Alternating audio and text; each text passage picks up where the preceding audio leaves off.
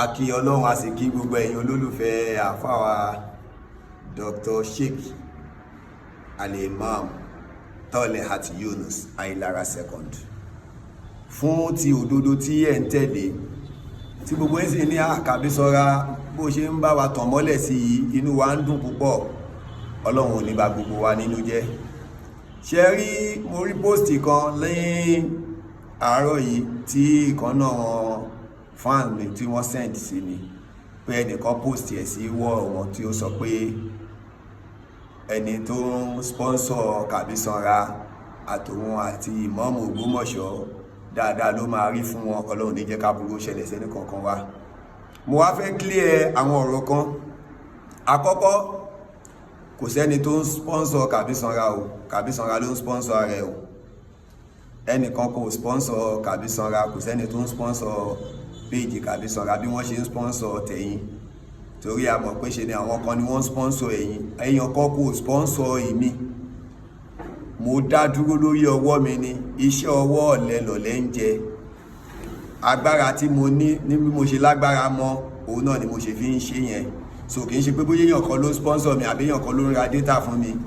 Wàláhí tàláhí súnmọ́bìláì látijọ́ tí ọ̀rọ̀ yìí ti bẹ̀rẹ̀ anybody ò ra data fún mi rí bèlè tàbí pé ọmọ ní Kàbísanra mo fẹ́ fún ẹni kankan lákàntì kò ṣẹlẹ̀ rí o. Àpò mi ni mo ti ń ṣe gbogbo tí mò ń ṣe, torí pé kí ni Ànábì Muhammad sallallahu alaihi wasallam ó ní la yu'minu ahadukum hatta yuhibba li akhihi ma yuhibbu nafsi. Ànábì ní àìlè pè ẹ́ lónígbàgbọ́ òdodo ó dìgbà tó bá tó nífẹ̀ẹ́ sí ìyàn déédéé tó nífẹ̀ẹ́ sí rẹ̀. Ànábì Muhammad ló sọ bẹ́ẹ̀. So bàbá wa Imam Ogbomosho àwa nífẹ̀ẹ́ wọn, a sì rí wípé òótọ́ ọ̀rọ̀ ni wọ́n gbé dání. Gẹ́gẹ́ bí bàbá wa tí wọ́n sọ̀rọ̀ yìí, ẹgbọ́n tí bàbá wa náà sọ. Pa fún yín irọ́ ńlá wọ́n pa o, torí tí bàbá Imam gbé lọ ó yàtọ̀ sí ti ẹni o.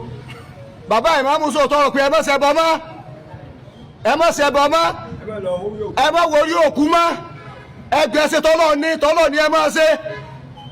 Ẹ parọ́ pípa alẹ́ fáwọn èèyàn, ẹ bá kọ́ fáwọn èèyàn. Irú àwa yìí bàbá Imam ló yà wá padà láde yẹn gidi. Àti dàràkúdà táwọn aláǹfà burúkú ti ọba yé wa jẹ́. Bàbá Imam wà á dé wà á tún wá ṣe pẹ̀lú ògùn ọlọ́. Bàbá sọ̀rọ̀ ẹ má wà lẹ́yìn wọn o, àfọlọ́wọn abẹ̀yìn. Bàbá ìyàwó aláǹfà ọ̀yẹ́ wọ́n ti bá yé wa jẹ́ o. Bàbá sọ bàbá Imam dé ló tún wá ṣe o. Ṣé iná ti wá gbọ́? Bàbá ní òótọ́ ọ̀rọ̀ ni Imam gbé dání pé àwọn àáfàá àti fẹ́ báyé wọn jẹ́ nílùú Ògbómọ̀ṣọ́ tẹ́lẹ̀. Bàbá Imam ló dé ni wọ́n yí gbogbo ẹ̀ padà tí àwọn fi mọ̀ pé ojú ọ̀nà rí ọ̀nà ànàrà wọn wà tẹ́lẹ̀. Bàbá Imam ní kẹ́ ẹ má ṣẹbọ mọ́, ẹ má ṣẹbọ mọ́ tí bàbá Imam sọ yẹn. Òun ló ń bí àáfàá míì nínú tí wọ́n fi ń takò bàbá wa Imam Ògbómọ̀ṣọ́. Bàbá wa Imam Ògbómọ̀ṣọ́ ní ẹ má wo orí òkú mọ́. Àwọn tó sì já sí pé olórí òkú ló pọ̀ jù nínú wọn tẹ́lẹ̀, àwọn ni inú bí tí wọ́n ń takò Imam Ògbómọ̀ṣọ́. Wọ́n wá ní kì í ṣe ọmọ ilé ayé lára. Ẹ túbọ̀ ohun tí bàbá yìí sọ. Gbogbo àwọn tí ń gbẹnu sọ̀rọ̀ jakujaku kíni ẹ ló kọ́ rẹ̀ káàrírí. Pé wọ́n béèrè lọ wọn o, wọ́n béèrè lọ wọn dáadáa o, kò sí nǹkan tá a ṣe tí màmú ọba wọn dá sí. Bá a fẹ́ lọ kùsẹ̀ kò ní dé orí pé wọ́n dé mọ́mù. Wọ́n tó ní pé ìmọ̀mù àti kò tí ì mọ́mù rárá. Wọ́n máa tó a fẹ́ nítorí sẹ̀ pé a fẹ́ ṣe inú ilé tá a bá fẹ́ lọ kò ní o, a fẹ́ lọ gbá ni wọ́n ò ní ká dáwó. Bàbá Ìmámù ọ̀dàwó ti lu ọ̀dọ́ tí wọ́n. Àkọ́dà aṣọ tí wọ́n fi ṣe kò ní dé. Bàbá Ìmámù yóò rà tí yóò gbé lọ fáwọn èèyàn wọn. Kí wá lọ́wọ́ dé? Ìmámù 100% ọmọ ilé ìdòsí nǹkan tó gbé tì ní. Ìmámù sì ní kàwé ńgbà tí a fi Ìmámù dé ìgbà wọn fẹ́ ṣe tíì fún wọn sì pè wọ́n gbogbo èèyàn ní pátápátá wọ́n tún léyìn ẹ̀ńdálẹ̀ pé wọ́n wá táàrí.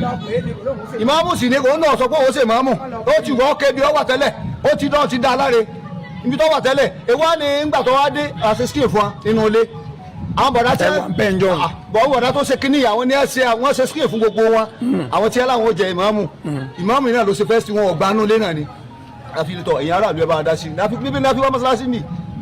Nígbà tí wọ́n sáà sí Ìmámù náà lọ gba kòkè wọ́n sì béèrè lọ wọn pé ẹni tí ẹ gbà fúnra yín wọ́n sì láwọn ò gbà fúnra wọn. Wọ́n tún ní wọ́n béèrè pé sọmọ ilé ayé lára ní gbogbo àwọn tí mẹ́rin. Wọ́n sì gbogbo àtàwọn mẹ́rin wọn ṣe accept. Akíwá nígbà tí wọ́n gba kòkè ní wọ́n sì filẹ̀ kọ́ máa sì tiẹ̀ lọ. Èyí sàjáde pé ẹni faramọ́ Ìmámù lẹ́fẹ̀ẹ́ gbà ó. bàbá ní kò sí tó wọ́n fẹ́ ṣe nílé ayélára bàbá yìí máa wá, kò sí tó bá ní kọ́ dáwó kan máa dáwó, pé àwọn tí wọ́n wá dé lónìí wọn náà wọn ò rí wọn rí rárá, pé nígbà tó yè é dé ni gbogbo wọn dé.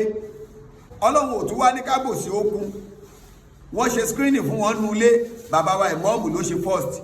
Wọ́n ṣe screening fún wọn nínú ààfin, bàbá wa ìmọ̀ọ́mù ló ṣe first. So kí lẹ wá tún fẹ́? Òun tẹ́ ṣáà insist lé lórí náà ní pé ìmọ̀ọ́mù lẹ fẹ́ gbà, ìmọ̀ọ́mù lẹ fẹ́ gbà, ẹ̀ sì qualify láti di ìmọ̀ọ́mù. Ẹ wá ní kì í ṣọmọlé, how come tí ò kì í ṣọmọlé? So gbogbo ẹ̀yin tẹ́ bá ń gbọ́ ọ̀rọ̀, ẹ̀yin ọkọ̀ sponsor kàbí sanra o, kò sẹ́ni tó sponsor mi o. Wọ́n fún wa nísìn ní pé gbogbo screening tí wọ́n ṣe yẹn, ṣé wọn ò béèrè bóyá ṣọmọlé ni àbí kì í ṣọmọlé gbà náà? Ó wá jẹ́ gbà tí ẹ̀ qualify tán lẹ́sẹ̀ wàá mọ̀ pé kì í ṣọmọlé. So ẹ wá ń sọ wípé ká má jáde sọ̀rọ̀. Amúkáwí idiot bàbá onírùngbọ̀n kan, onírùngbọ̀n funfun kan, wọ́n wá pè mí, wọ́n á bẹ̀rẹ̀ sí ní halẹ̀. Ẹ ń ṣe kinní kan, ẹ ń ṣe kinní kan. Ìgbà náà ń pa èèyàn kan yẹn pa àwò. There is nothing you can do for me. Kò sí ohun tẹ́ ẹ lè ṣe fún mi torí Ọlọ́run làwa gbójúlé. Idiot òpònú kan náà bó ṣe lọ gbé Àmọ̀tẹ́kùn Oòduà bàbá àlùbáríkà, ó sì tún lọ kọ́ sórí péèjì wọn náà. Iná fáǹsì mi tún sẹ́ǹdì ẹ̀ sí mi pé ṣé ẹni yìí ṣáwọn òbí ẹ̀ bí mi ṣá, báwo lẹ ṣe máa ronú kí ẹni ẹlẹ́ni ó kú nítorí pé a fẹ́ dìmọ́ọ̀mù àdìmọ́ọ̀mù, tí bá ń ṣe pé jìbìtì kan ó lè kan ló wà ń bẹ̀, tí bá ń ṣe pé bóyá ti fi bẹ̀yẹn ṣe ilé olè tẹ́lẹ̀, báwo lẹ ṣe máa ronú pé gbogbo ẹni tó bá ti sọ̀pọ́ọ̀tì mọ́ọ̀mù Ògbómọ̀ṣọ́ kó kú, báwo lẹ ti máa ronú pé gbogbo ẹni tó bá ti ń sọ̀pọ́ọ̀tì òdodo báyìí kí nǹkan ó ṣe. Ẹ jẹ́ ká jáwọ́ lápọ̀n tí ó yọ, ká mú nǹkan míì ṣe. Ìta fẹ́ ṣe nínú Islam pọ̀ ju ká máa ṣàbòsí ara wa lọ. Àbò ẹ̀yin náà mọ̀ lọ́kọ̀ ara yín bábò sílẹ̀ ń ṣe. Bàbá onírùngbọ̀n yẹn wọ́n rán oní fídíò ọdọọdún, ìyẹn wá jáde kan pé kẹ́fíẹ̀sì òun á dúró báyìí, òun á bá wọn gbé sí YouTube, ó fẹ́ fi wọ́n tajà.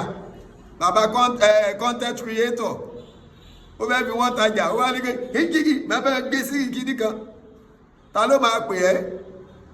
Torí wọ́n mọ̀ pápò sí ló ń ṣe.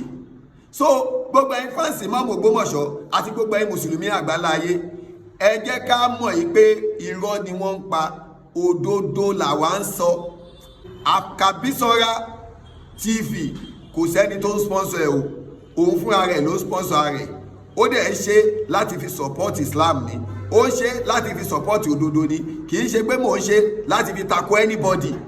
A ṣe péèjì yẹn láti fi tako ẹ̀sìn kan àbí láti fi bú ìran kan àbí láti fi bú ẹbí kan. Àmọ́ ẹni tá a bá rí wípé ó ń ṣe ohun tí ò dáa, ká sọ fáyé pé ilé ìtẹ́lẹ̀ yìí ṣe yìí kò dáa, ilé ìtẹ́lẹ̀ yìí ṣe yìí ó dáa.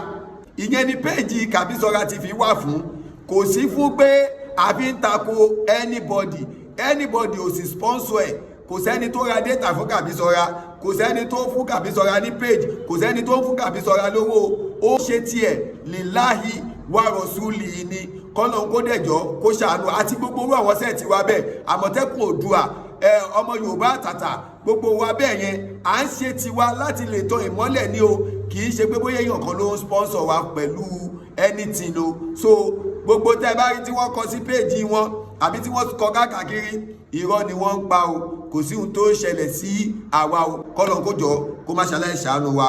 Ìlú Ògbómọ̀ṣọ́ Ọlọ́run ní jẹ́ ó bàjẹ́, ìlú Nàìjíríà lápapọ̀ Ọlọ́run ní jẹ́ ó dàrú.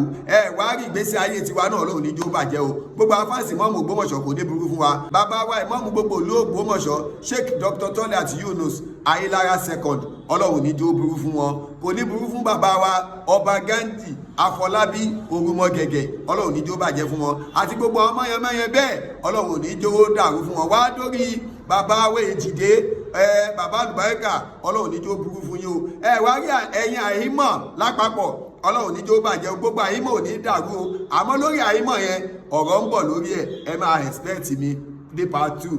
Please subscribe to my YouTube channel Kabisora TV. Ọlọ́run ní jẹ́ ó bàjẹ́ fún ẹ. Ẹ jọ̀ọ́ ẹ bá wa subscribe sí YouTube channel wa Kabisora TV. Ọlọ́run ní jẹ́ ó bàjẹ́ fún ẹnì kọ̀ọ̀kan wa o. Salamu alaikum.